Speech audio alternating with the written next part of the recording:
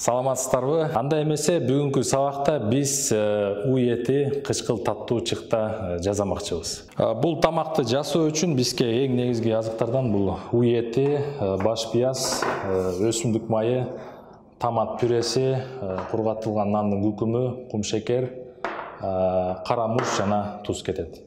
Ошондой эле кычкылдан берүүчү бул уксус кычкылдыгы да керектелет. Анда эмесе тамакты даярдап баштасак, сөзсүз түрдө эт менен иштөөнүн алдында биз колубузга колгап кийип жана атайын маркировкаланган доска же болбосо азыр көрүп тургандай желимден жасалган тактай, бирок кызыл түстөгү тактайдын үстүндө иштеймекчибиз да.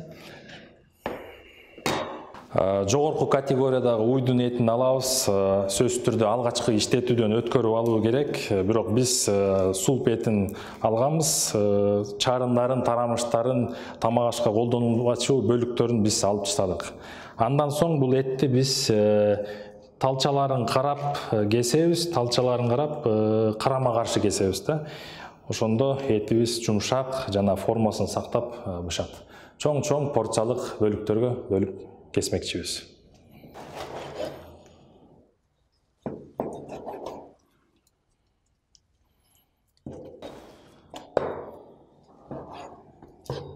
Etти дагы кесип бүттүк. Андан соң биз баш пиязды турамакчыбыз. Баш пиязды өзүнчө биз башка тактага турайбыз.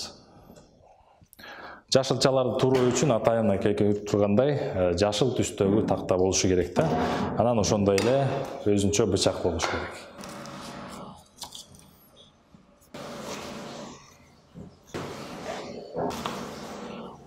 Пиязыбыз дагы турап бүттүк. Анда эмесе бышыруу процессине көңүл бурсаңыздар, алдын ала электр мештин ысытып алып, анын үстүнө көмөч казанды коебуз.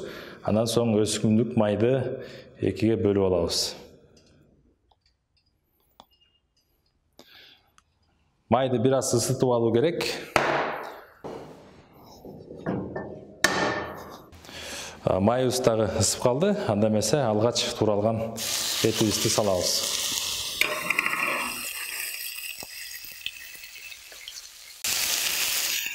Экинчи көмөч казаныбызга алгач туралган баш пиязды салабыз.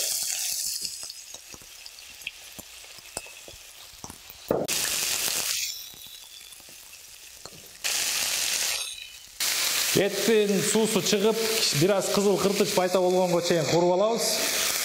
Андан соң башка кошумча азыктарды кошуп, демдеп коебуз.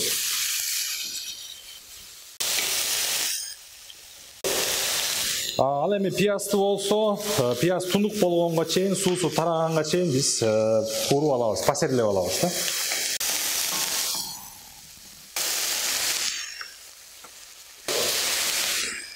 Пиязыбыз да пасерленип калды. Анда эмесе бул пиязды биз этке кошобуз.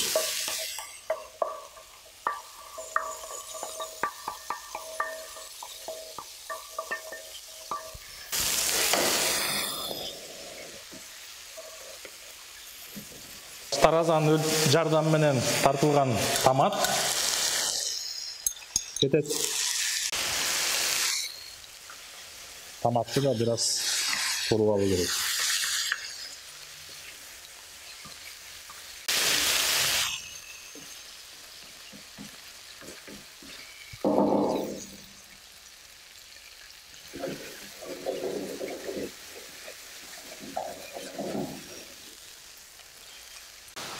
Ал эми жыт жана даам берүүчү кошундулардан, татымалдардан биз кара муз кошмокчубуз.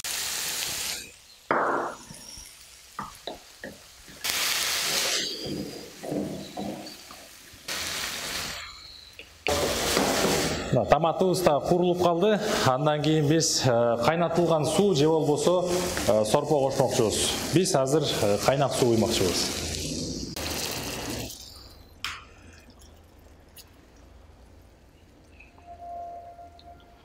Жакшылап аралаштырып, капкагын жаап, демдеп коебуз. Оттун табын бир аз азайтып коюу керек. Бул азыр 1 саат демделип турушу керек. Этибиз демделип жатканына жарым саат убакыт болуп калды. Жарым сааттан кийин биз сөзсүз түрдө Тамакты даамдуу кылуучу, тамактын даамын чыгаруучу туз кошуп коймокчубуз. Кайрадан жакшылап аралаштырып, дагы жарым саат демдеп коебуз. Жай отто. Дагы жарым саат убактыбыз өттү. Экинчи бөлүгү туз салгандан кийинкиси. Эми биз бул тамакты таттуу кылуу, таттуу даам берүүчү кум шекер кошмокчубуз. Тамакка кычкыл даам берүүчү уксус кычкылдуулугун кошобуз. Таттымалдардан ошондой эле лавр жалбырагын, анан кургатылган нандын күкүмүн кошмокчубуз. Жакшылап аралаштырып алып, андан соң дагы 5 мүнөткө демдеп коебуз.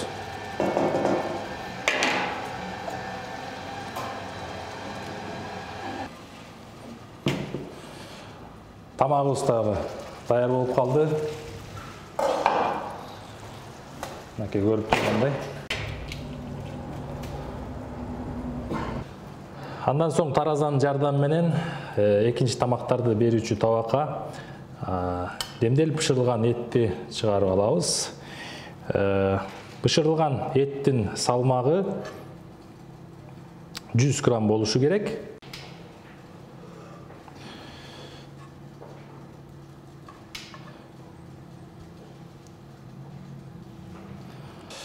Üstüne çık koyup koyuyoruz. Berüde kozdop dağı koysak bolot, karamuştun jardamı menен çekesine sebelep. Oşonda эле бул уетин, кычкыл таттуу бышкан уетин кошумча жанына гарнир да берсек болот. Өзүңүздөр көргөндөй, силерде чоң суроо пайда болушу керек. Мен бөлүктөрдү бөлүүдө, порциялык бөлүктөрдөн бир аз гана кичирээк кылып жасадым, кестим. Негизи рецептура жыйнагында бир каардарга 2-3 бөлүктөн бериши керек. Бирок биз азыркы заманга ылайыкташтырып, бөлүктөрүн өтө чоң кылбастан, даярдоо мөөнөтүн азайтыш үчүн бөлүктөрүн бир аз кесимин бир аз кичертип койдук. Ошо менен тамагыбыз даяр болду. Өңү түсү кочкул кызыл түстө, эти жумшак, жыты абдан жагымдуу.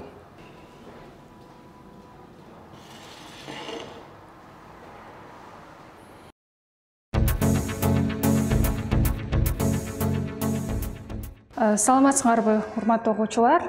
Бүгүнкү өндүрүштүк сабагыбызда биз пюрелүү эзилген ашкабактан даярдалган сорпону даярдайбыз.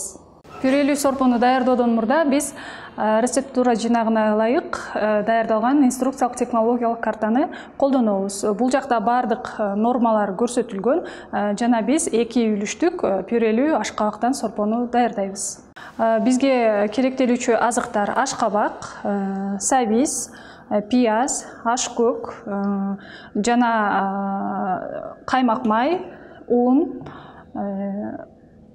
каймактуу сүт, жана жашыл бурчак, ошондой эле бизге лимон ширеси керектелет. Бизге керектели турган азыктарды атап өттүм. Жашылчаларды алгачкы иштетүүдөн өткөрөбүз, сорттойбуз, жууп тазалайбыз, кабыктарынан аарчыйбыз, кайра жууп тазалап, анан ашкабактан пюрелүү сорпого ылайыктуу кылып, чакмакча туурап чыгабыз. Ашкабакты, сабизди жана пиязды чакмак түрүндө турайбыз, ал эми ашкөктү майда түрүндө турайбыз.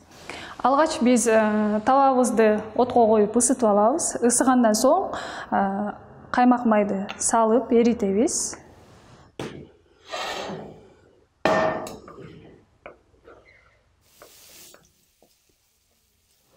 Ысыган майга пиязды салып пастерлеп алабыз. Пастерлөө бул чала кууруп алуу. Ак сары түскө чейин куурулган пиязга 20 грамм буудай унун кошобуз.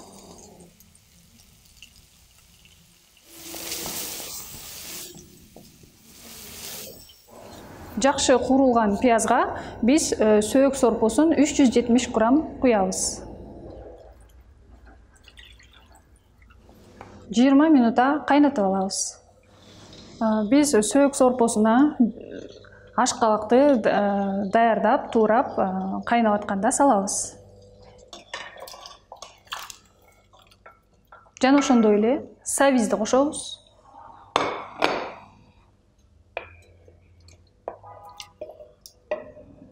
Жумшарып, жакшы бышканга чейин 30 минутта кайнатабыз. Мына un кошулуп, пастерленген пияз, чыгы, ак чык даяр болду. Эми кайнап жаткан ашкабакка, 20 минут кайнап бышкан ашкабакка кошобуз.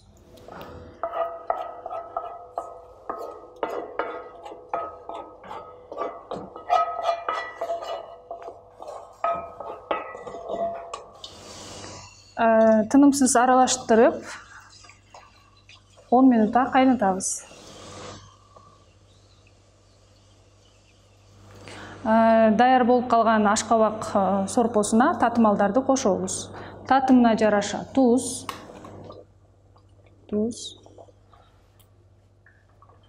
кара мурч жана даамына келтирүүчү райхон же базилик деген татымалды кошобуз.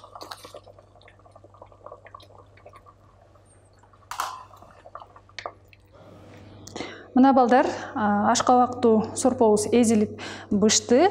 Эми биз пюре абалына же болбосо эзилген абалга алып келиш үчүн блендерден жана өткөргүчтөн өткөрөбүз. Эзилип бышкан пюре абалындагы ашкабак сорпосун алгач блендердин жардамы менен чалып алабыз. Блендерден өткөн сорпону дагы бир жолу өткөргүчтөн өткөрөбүз.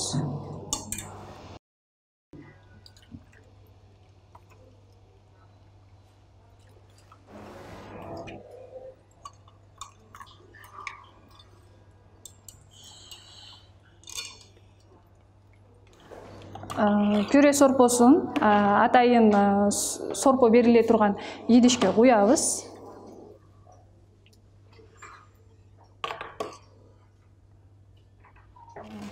Берүүдө бир үлүшкө 300 граммдан беребиз.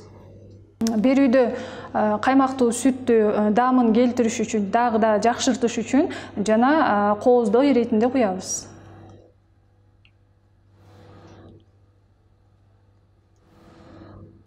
Эки грамм, 3 грамм куябыз.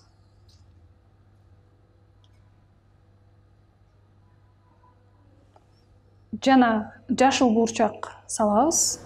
Консерваланган жашыл бурчак менен кооздоп беребиз. Ар бир порцияга, ар бир үлүшкө 10 граммдан жашыл бурчак салынат. Жана 5 граммдан бир үлүшкө ашкөк салабыз. Ашкөк ар бир үлүшкө 2-3 граммдан салынат. Мына балдар, биз бүгүн пюрелүү эзилген ашкабактан даярдалган сорпону кантип даярдоону үйрөндүк. Бул сорпого коюлган талаптар сырткы көрүнүшү ашкабактын түсүнө тиешелүү, даамы ашкабактын жана сабиздин даамы, ошондой эле каймактуу сүт даамданат, жана татымалдардан базиликтин даамы чыгат. Консистенциясы болсо, мына өзүңөр көрүп тургандай, пюре абалындагы эзилген шорпо.